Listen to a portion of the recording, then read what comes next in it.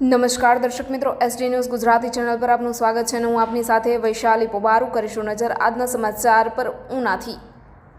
શ્રાવણ મહિનાના પ્રથમ દિવસે સોમનાથ મહાદેવના દર્શન માટે ઉમટ્યું ભક્તોનું ઘોડાપૂર। આજથી પવિત્ર શ્રાવણ માસ શરૂ થઈ ચૂક્યો છે, ત્યારે પ્રથમ જ્યોતિર્લિંગ સોમનાથ મહાદેવના દર્શન કરવા માટે વહેલી સવારથી ભક્તોનું ઘોડાપૂર ઉમટી પડ્યું છે। પ્રથમ દિવસે આવતા સોમવારને કારણે પણ વિશેષ પ્રમાણમાં સોમનાથ મહાદેવના દર્શન માટે શિવભક્તો આવી પહોંચ્યા હતા। આજથી પવિત્ર શ્રાવણ માસ શરૂ થઈ ચૂક્યો છે। 73 વર્ષ બાદ ફરી પ્રથમ વખત શ્રાવણ માસમાં 5 સોમવાર આવી રહ્યા છે।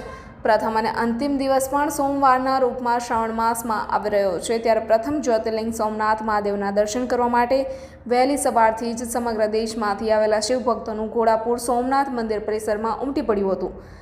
ખૂબ જ મોટી સંખ્યામાં શિવભક્તો સવારના 4 કલાકથી સોમનાથ મહાદેવના દર્શન કરવા માટે કતારબંધ ઉભેલા જોવા મળતા હતા। વહેલી સવારે 4 વાગ્યે મંદિરના કપાટ ખુલતા જ હર હર મહાદેવ અને જય સોમનાથના નાદ સાથે સમગ્ર મંદિર પરિસર ગુંજી ઉઠ્યું હતું। આજે પ્રથમ પાલખી યાત્રા સોમનાથ મંદિરમાં દર વર્ષે શ્રાવણ મહિનાના સોમવારે દેવાધિદેવ મહાદેવની પાલખી યાત્રાનું પણ આયોજન થાય છે।